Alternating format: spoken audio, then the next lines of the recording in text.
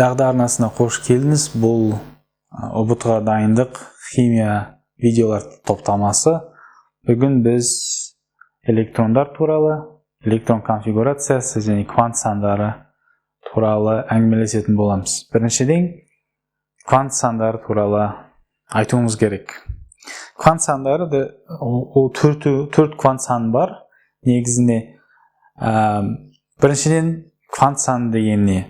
Жалпы бүкіл электрондар оларды сипаттайтын белгілі бір математикалық заңдар бар. Сол заңдар төрт санға әкеледі. Әр сан электронды төрт түрлі жақтан сипаттайды. Ең бастысы, ең біріншісі ол n. Ол бізде басты квант сан. Ол электронның орнын, энергиясын, жалпы энергиясын деп айтамыз, энергиясын сипаттайды. Демек, ол электронда қаншама энергия бар екенін көрсетеді. Негізінде ол өте жеңіл. N ол 1, 2, 3, 4 ары қарай кез келген сан бола алады. N-ді табу үшін біз жай периодқа қараймыз. Мысалы, сутекке қарағанда ол бірінші периодта, периодтық кестеде. Демек, бас квант саны сутек электрон үшін 1. Егер біз екінші периодқа қарасақ, екінші периодта мысалы литий элементінде екінші период болғандықтан бас квант саны 2. Демек, литийдің электрондары бас квант саны 1 немесе 2 болуы мүмкін. Үшінші периодта ол 1, 2 немесе 3 болуы мүмкін. Және ары қарай. Келесі ол бізде орбиталь квант саны. Ол электронның жалпы электрон орбиталінің пішінін көрсетеді. L бізде n-ға байланысты, өйткені белгілі бір энергия деңгейінде, энергетикалық деңгейде белгілі энергиялы бір электрон түрлі пішінді алады. Мысалы, егер деңгей 1 болса, демек n саны 1 болса, L бізде 0 болады. Егер бас квант саны 2 болса, L бізде 0 немесе 1 болады. Егер бас квант саны 3 болса, сонда L бізде 0, 1 немесе 2 болады. Жалпы ол кез келген сан n-1. Пішін көрсетеді. Қазір оны қайта ораламыз. ML деген бар. Магниттік квант сан. Ол бізде осы L-дағы, неге L дейміз? Өйткені сол пішіннің кеңістікте қалай орналасатынын көрсетеді.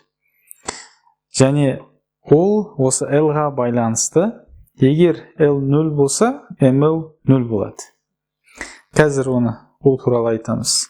Егер 1 болса, -1, 0, +1.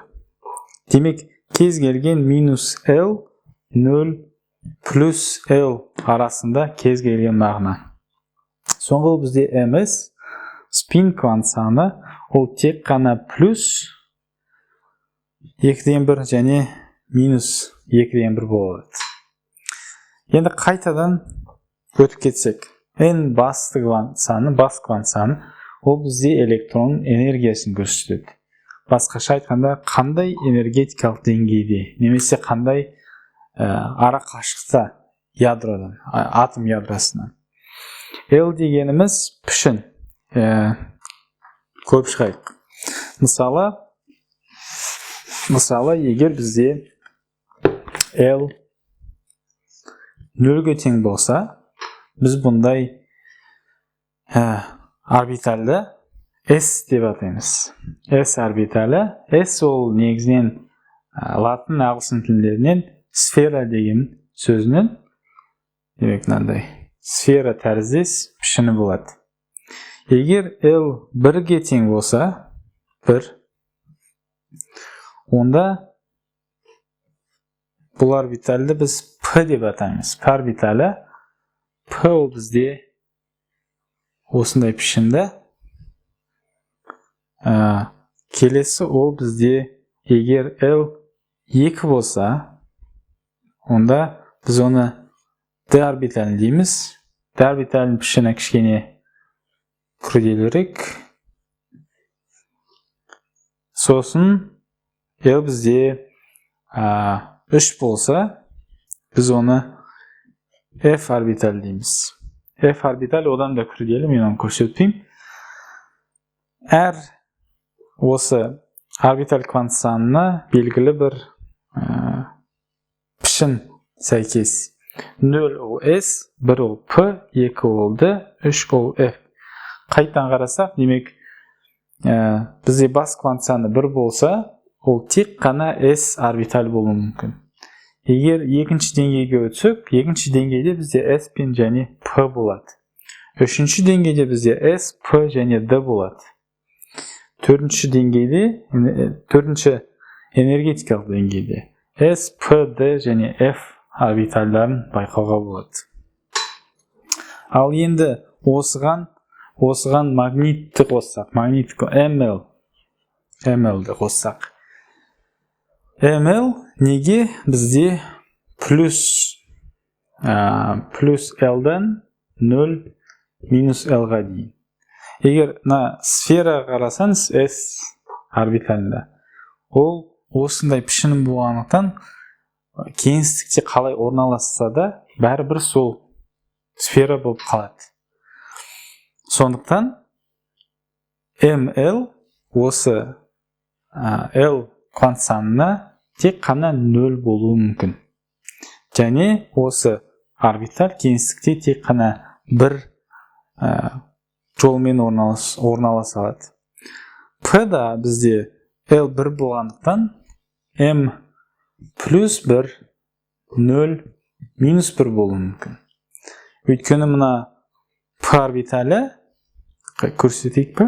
Көрсетейік, анда көресіз қазір мына жерде. Ол X оси бойынша, Y оси бойынша және Z оси бойынша үшті кеңістікте орналасуы мүмкін.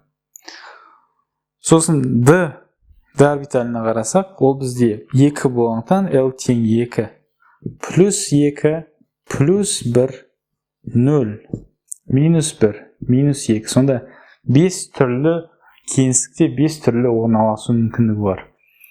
Мыналар бізде жайдан жай шықпайды, олар математикалық күрделі формулаларын есептеуінен шығады. F ол 3 болғандықтан ML бізде плюс 3, плюс 2, плюс 1, 0, минус 1, минус 2, минус 3. Сонда 7 түрлі мүмкіндік болады. Ал соңғы квант саны ол спин квант саны. Спин квант саны тек қана плюс 2-1, минус 2-1 болады. Қайтадан бұл квант сандары электронның түрлі қасиетін сипаттайды. Орналасуын, пішінін, энергиясын. Әрбір электронға түрлі квант сандары сәйкес.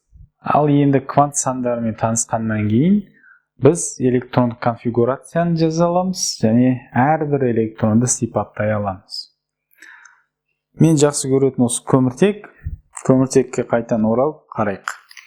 Алдыңғы сабақтарда біз қарастырғанда біз үйренгенбіз көміртектің 6 ретік нөмірі 6, демек 6 протоны бар, 6 электроны бар. Біз қазір электрондарға қарап жатырмыз, сондықтан электрон туралы ойлайық. 6 электроны бар. Жалпы электрондық конфигурацияны жазғанда біз сол квант сандарына қараймыз. Көміртек ол бізде екінші периодта. Екінші период дегеніміз бас квант саны 2, демек көміртекте 2 энергетикалық деңгей бар. Оны көрсетуге болады осылай. Ең жеңіл тәсілі электрон конфигурациясын жазу. Енді N 1 болғанда есімізге аламыз. L ол кез келген сан N-1. N 1 болғанда L бізде тек қана 0 болуы мүмкін. L 1 болса ML тек қана 0. Өйткені ол L-ға байланысты. Соңғысы ол ms. Біз айтқандай, ол плюс 2-ден 1 немесе минус 2-ден 1. Осыған қарасақ, бірінші деңгейде көміртекте электрон энергиясы 1, орбиталь S пішінді, кеңістікте орналасу тек қана бір мүмкіндігі бар, және оның ішінде 2 түрлі электрон болуы мүмкін. Демек, бірінші деңгейде бізде көміртекте максимум тек қана 2 электрон болуы мүмкін. Егер қарасаңыз, жалпы 6 электрон. Сонда 2-і бірінші деңгейде болса, қалғаны 4-і олар келесі деңгейге өтеді. Енді оларды көрсету үшін бұл электрондық конфигурация ол бізде өте қарапайым. 7-ші, 8-ші, мүмкін 9-шы сыныптарда олай жазасыздар. Бірақ ұбт-ға дайындалғанда бізде дұрыстап электрондық конфигурацияны жазу керек. Ол үшін біз басқаша оны көрсетеміз. Мынаны қалдырайық, оған сүйеніп біз жоғары деңгей, кәдімгідей конфигурацияны жазамыз. Енді кетеміз. Жазғанда біз бірінші энергетикалық деңгей немесе бас квант саны көрсетеміз. 2 деңгей болғандықтан біріншіден бастайық. 1. Бас квант саны 1 болса, біз жаңағыны қайттық, L ол бізде 0 болады. L 0 болса, біз S орбиталь дейміз. Демек 1S, 1 дегеніміз бірінші деңгей немесе бас квант саны 1. S дегеніміз L екінші квант саны, орбиталь квант саны 0. Демек осы S пішінді. Енді соның ішінде бізде 2 электронымыз бар. 2 электрон. Оны біз осылай дәреже секілді көрсеңіз, бірақ оқығанда 1S2 деп оқимыз. Келесі бізде екінші деңгей. Бірінші деңгейде тек қана 2 электрон болғандықтан мына бітті. Екінші деңгей n бізде тең 2-ге. Сонда 2 дейміз. n 2 болса, орбиталь квант саны 0 болуы мүмкін, немесе 1. Өйткені ол 0, 1, 2 кез келген сан n-1-ге дейін. Сонда 0-ден бастасақ, 2-1 ол 1, демек 0 мен 1 ғана. 0 болса, біз оны S деп белгілейміз. Сонда 2S. S білеміз, 2 электрон сияды. Сонда 2S бізде 2. Енді келесі L, ол 1. 1 болғанда P деп атаймыз ондай орбитальды. Сонда бізде 2P. P-ға қарасақ, L ол біреу, 1. M, L бұл кезде болады плюс 1, 0, минус 1. Сонда 3 түрлі осы магниттік сандар, Сонда осы P орбиталі 3 түрлі кеңістікте 3 түрлі жолмен орналасуы мүмкін. Әрбір сол үшеуіне спин квант саны біз айтқандай тән. Сонда 3 көбейту 2 ол 6 түрлі электрон осы орбитальда орналасуы мүмкін. Бірақ біз білеміз көміртекте 6 электрон бар. 2 болса 4 ғана қалады. Сонда P толық емес. Оның ішінде тек қана 2 электронымыз бар.